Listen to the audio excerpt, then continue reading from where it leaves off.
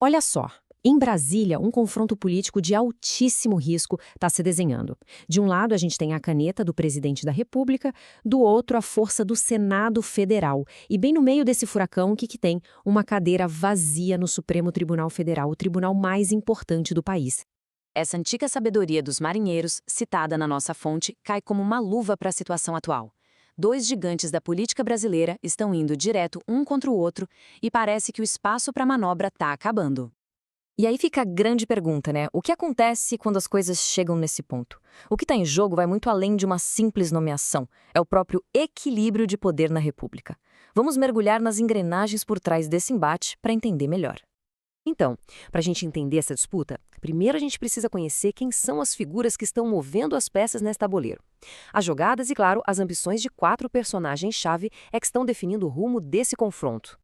A gente tem o presidente Lula, que fez a indicação, o senador Davi Alcolumbre, que é o poderoso chefão da Comissão de Constituição e Justiça, o Jorge Messias, que é o nomeado pelo presidente, e, por fim, o Rodrigo Pacheco, que era o nome que todo mundo nos corredores do Senado dizia que era o preferido por lá. E aqui tem um ponto que é, assim, fundamental. O senador Alcolumbre funciona como um tipo de fiador informal das indicações para o judiciário. O que isso quer dizer na prática? Que o ok dele é decisivo.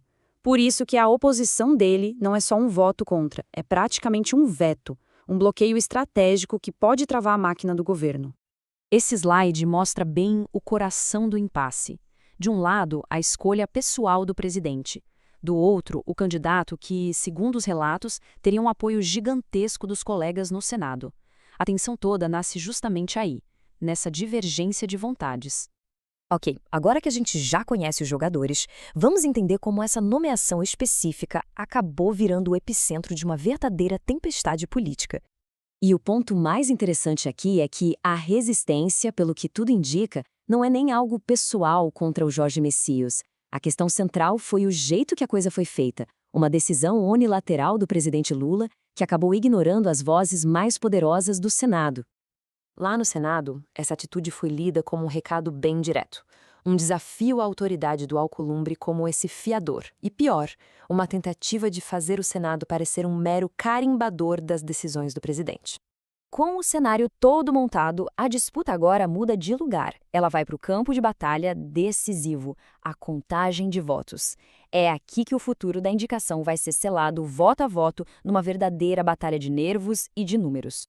O primeiro teste de fogo acontece na Comissão de Constituição e Justiça, a famosa CCJ. O Messias precisa de 14 votos para passar de fase.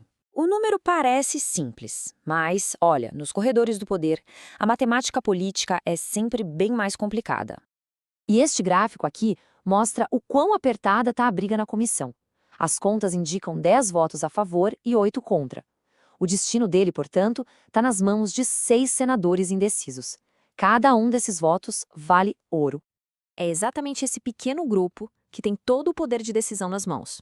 E a posição ainda não declarada de Alcolumbre é a peça mais crítica nesse quebra-cabeça.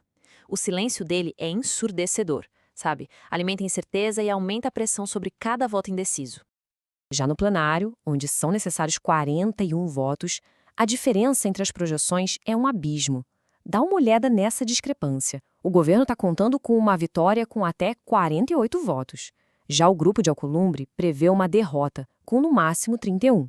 Alguém aí está errando feio nessa conta, e o resultado pode ser catastrófico. Isso nos leva ao que está de fato em jogo aqui. Isso é muito mais do que uma votação. É um ponto de virada, um momento em que a história política pode mudar completamente de rumo. Para a gente ter a dimensão da gravidade da coisa, é preciso lembrar um fato histórico. O Senado não barra uma indicação para o Supremo desde a Primeira República. Uma derrota do governo seria, portanto, um evento sísmico, uma ferida política que ia demorar muito para cicatrizar. Esse slide aqui resume o tudo ou nada da situação. É um jogo de soma zero. Se o Lula vence, ele reafirma a autoridade dele. Mas, se o Alcolumbre sai vitorioso, ele não só consolida a própria liderança, como, segundo as análises, ele quebra a espinha dorsal do poder de nomeação do presidente, talvez para sempre.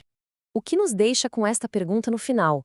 Com os dois lados entrincheirados, sem poder recuar, a colisão parece que não é mais uma questão de se, mas de quando. E a grande dúvida que fica no ar em Brasília é sobre o tamanho dos destroços que essa batalha vai deixar para a governabilidade e para as instituições do país.